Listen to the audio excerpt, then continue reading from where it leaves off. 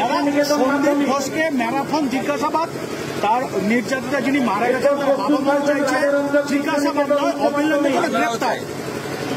সুখেন্দু শেখর রায় আজকে যে টুইট করেছেন এটা তো আমরা বেশ কয়েকদিন ধরে সন্দীপ রাজারামচক শিক্ষা নিকেতন উচ্চ মাধ্যমিক শেখ মেহবুব আলম, কবিতা বেরা, বিপাশা দাস, অনেক পুজো কমিটি দুর্গাপুজোর 85,000 টাকা নেবে না বলে ইতিমধ্যে বলেছেন কলকাতা এবং জেলা।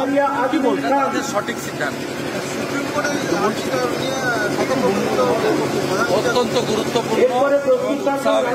শিক্ষা নিকেতন উচ্চ মাধ্যমিক দেশের সর্বোচ্চ আদালত তারা সম্মত নিয়েছেন, এটা অত্যন্ত উৎসাহজনক এবং আমরা সকলে আশাবাদী। দাদা, ডার্বি গতকাল বাতিল হয়েছিল, আজকে 144 ধারা জারি করলো বিধাননগর। 163 নট 144। হ্যাঁ, তারা নতুন ন্যায় সংহিতাতে 163। এটা অত্যন্ত লজ্জাজনক এই রাজ্যের সরকার, তারা আইন শৃঙ্খলা রক্ষা করতে তো পারছেই না, অন্যদিকে একটা খেলা যেখানে কোনো রাজনীতির সম্পর্ক নেই সেটা আয়োজন করতে ব্যর্থ। মমতা বন্দ্যোপাধ্যায় পুলিশ মন্ত্রী হিসেবে আমরা পদত্যাগ চাই, আর তার পুলিশের লোকেরা 163 না করে কেন্দ্রীয় সরকারকে তো হাত পা ধরতে পারতেন যে প্যারামিলিটারি দিন ডার্বিটা হোক। পশ্চিমবাংলার মানুষ খেলা পাগল, বিশেষ করে ফুটবল। তাদের সেন্টিমেন্টে, তাদের উৎসাহে আঘাত দেওয়া হয়েছে। আবার প্রতিবাদ যারা করতে গেছেন আমি দেখছিলাম ইস্ট বেঙ্গল। দাদা, প্রতিবাদ করলেই কি ক্ষোভ? সেখানে শাসক দলের সাংসদ বা চিকিৎসক কাউকেই ছাড় দেওয়া হচ্ছে না। সুখেন্দু শেখর রায়কে যেরকম ভাবে ডাকা হয়েছে ভুক্তভোগী 50-এর কাছাকাছি মামলা করেছে। মহামান্য উচ্চ আদালত এটাই সরকারের একমাত্র অস্ত্র।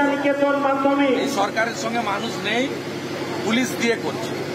দাদা, যুব ভারতী জুড়ে আজকে তুলকালাম কাণ্ড চলছে, পুলিশ অ্যারেস্ট করছে, লাঠিচার্জ করছে মোহনবাগান ইস্ট বেঙ্গল সমর্থকদের ওপরে। কি বলবেন? যারা ভোট দিয়ে এই সরকারকে এনেছিলেন তারাই বুঝুন, সময় এসেছে শিকড় থেকে উপড়ে ফেলার। সময় এসেছে পতাকা তুলে সরিয়ে রেখে নবান্ন চলো এবং পদত্যাগ করতে বাধ্য করানো। এই পদত্যাগ করবে না, পদত্যাগ করাতে হবে। ডাক দিন, যে কেউ ডাক দিন, আমি আছি, অ্যাজ এ সিটিজেন আছি। দাদা, তৃণমূলের আজকে একটা প্রতিনিধি দল গোকুলনগরের নির্যাতিতার সঙ্গে দেখা করলেন এবং গতকালই আমি নির্যাতিতার স্বামী তার সঙ্গে টেলিফোনে কথা বলেছি। এটা প্রথমত বলেনি নিন্দনীয়, দ্বিতীয়ত বলেনি এটা পারিবারিক, এর সঙ্গে রাজনীতির কোনো সম্পর্ক নেই। তৃতীয়ত বলেনি ভিডিওতে যাদের দেখা গেছে পুলিশ তাদের ধরেছে এবং ধরা উচিত। ইতিমধ্যে 5 জনকে ধরেছে, আমাদের কোনো আপত্তি নেই।